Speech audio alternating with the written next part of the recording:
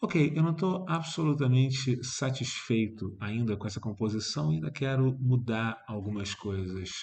Para editar um efeito como esse que eu acabei de criar, por exemplo, se por alguma razão eu não me sentir satisfeito com ele, eu clico duas vezes nesse cara e sou catapultado de volta para a mesma janela de trabalho aonde eu estava anteriormente.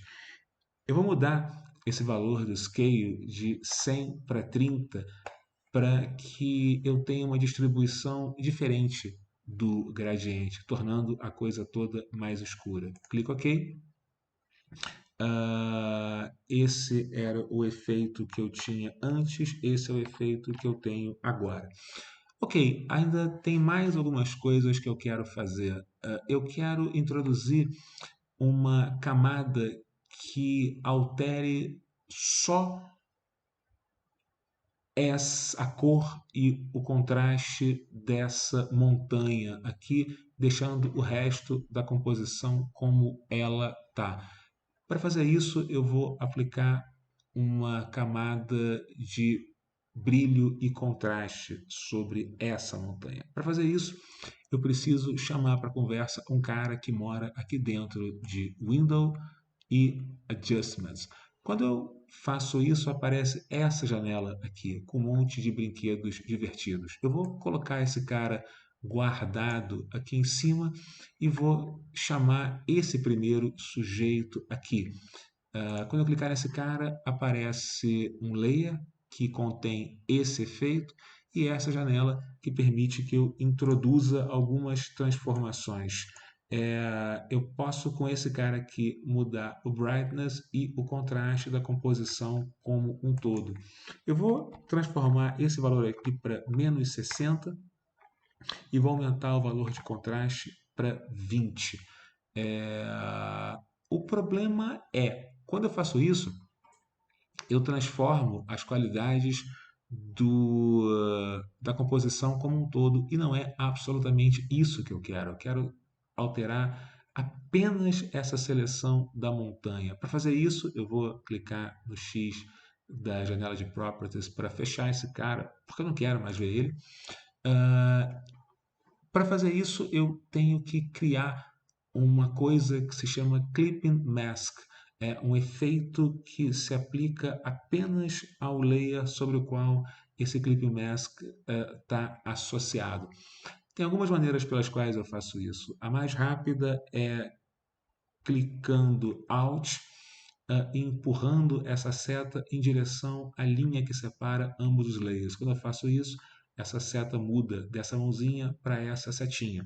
Quando eu clico nessa linha, acontece uma mágica que faz com que esse efeito se aplique apenas à montanha e não à composição como um todo.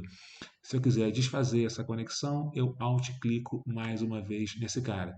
Se ao invés de clicar por aí eu quiser utilizar um comando no menu, eu venho aqui em Layers, nesse sanduíche aqui, nesse cara, Create Clipping Mask, que tem um shortcut de Alt Ctrl G. Se eu clicar nesse cara aqui, eu volto ao ponto aonde eu estava. E esse é o efeito desse Layer Mask antes e depois, o que é bastante diferente. Ok, eu quero mudar as cores desse layer e para fazer isso eu vou inserir uma outra camada de ajuste que, como essa aqui que eu acabei de introduzir, eu quero que se aplique apenas ao layer da montanha. Antes disso, eu vou mudar o nome desse cara para que amanhã ou depois eu saiba o que diabos eu fiz nesse sujeito. Eu vou contar para todo mundo que essa é um layer de ajuste de brightness e contrast e vou contar também quais foram os valores que eu usei, menos 60 e 20 e vou clicar OK.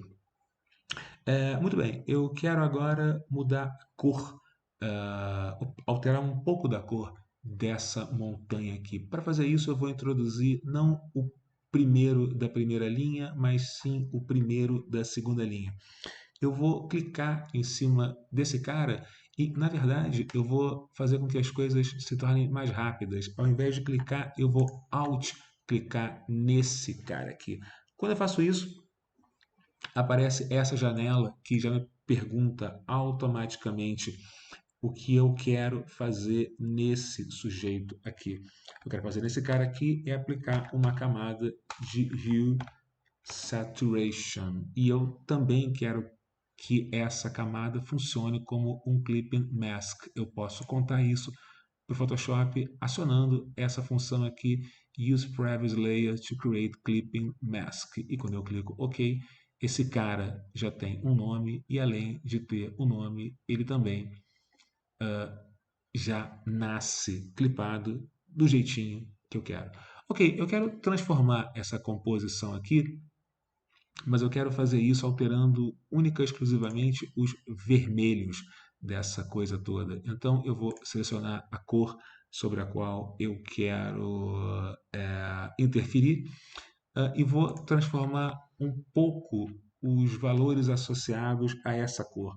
Eu vou mudar esse cara aqui para menos 5, que faz uma alteração bastante sutil, e vou mudar a saturação para 30. Eu quero que as coisas fiquem mais vermelhas dentro dessa montanha aqui. E, como eu já falei anteriormente, eu digito terrivelmente mal. Eu quero que esse cara seja 3,0 e não 3 menos, porque 3,0 não existe. Ok, tudo muito bem. Eu vou fechar esse cara aqui. Esse é o efeito antes e depois, bem mais interessante. Eu vou contar para todo mundo o que eu fiz. Vou colocar que o valor de R aqui foi para menos 5 e que a saturação foi para 30. Ok, enfim, então depois desses vários movimentos, a gente chega no fim da coisa toda com esse sujeito aqui. E para que a gente veja esse sujeito em toda a sua glória, eu vou clicar Tab e depois disso clicar Shift F, desligar essas réguas para que a gente possa ver a composição ao seu final aqui no Photoshop.